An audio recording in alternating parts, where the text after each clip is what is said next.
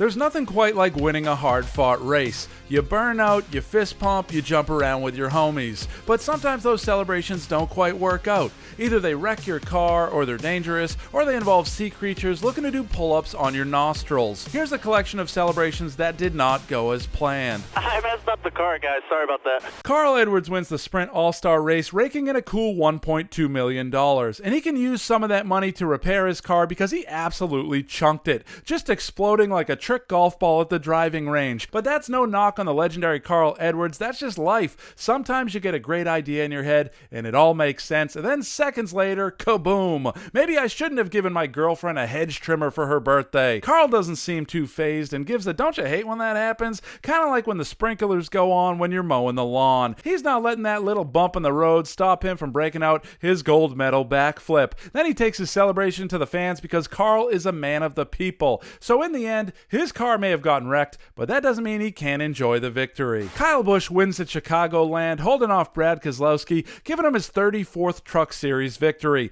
He pops out of his car and begins his burnout, and this is what we call the "oh dear lord." A near total disaster for Busch as he almost flies out the car window like a loose napkin on the highway. After grabbing the flag, he goes into a gingerly walk. You see it in over 40 men's basketball league at the YMCA. Not quite enough to call for a stretcher, but tomorrow morning you'll be wishing you had a Life Alert bracelet just to get to the can. And on top of that, his car is out of gas, so it needs to be pushed to victory lane. And the crew looks like Secret Service agents running alongside a motorcade. And you know what? This celebration actually rules. Even though it didn't go as planned, I thoroughly enjoy it. Denny Hamlin wins at Loudon, and this is a sick burnout, giving the people of New Hampshire a show no matter where they're sitting in the stands. And what do you get when you win in New England? Only the freshest lobster from the Atlantic Ocean. Goodness gracious, look at those claws. That thing could bench press a dolphin, which explains why Denny is looking, well, less than confident. His arms have gone fully cooked spaghetti, and this is how you get when someone tries to hand you a baby who just blew one up their backside. Like, hey, anybody got any gloves? And he's doing the head turn like when your aunt with lipstick all over her teeth is going in for the smooch at Thanksgiving. Like, yes, Deborah, it's nice to see you as well, but maybe next year we can do fist bumps. Dale Jr. absolutely dominates in the Busch Series Winn-Dixie 250 at Daytona.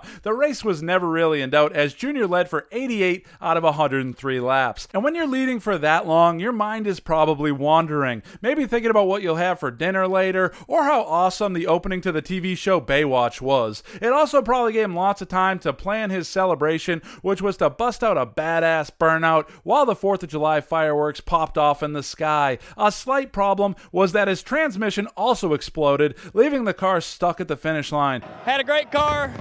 It's actually stuck in gear. We'd be pushing it to the victory lane. But he's not too bothered by his car tapping out because, hell, when you breeze to victory, why not soak it up and enjoy the moment? John Hunter Nemechek wins his first race at Martinsville, and his team is amped the hell up. And they should be. They deserve it. They're cheering on their guy as he does one pretty sweet burnout when all of a sudden the car lights on fire. And this isn't a little Valentine's Day date night dinner flame. This is stop, drop, and roll territory. I'd dive out the window right here and yell, "Hit me with the H2O, boys!" But Nemechek puts his car in reverse and starts driving. Now, this is a celebration where the line is very thin between incredibly badass and, welp, time to hold hands and sing Amazing Grace. The announcers are spot on when he says this looks like the scene from Back to the Future, and just like he heard Doc Brown yelling, "We gotta go back, Marty!" John Hunter Nemechek throws it in reverse, and the crew puts out the flames, and he's like, yep, just another day at the office. Noah Gragson wins at Pocono after going neck and neck with Ty Gibbs.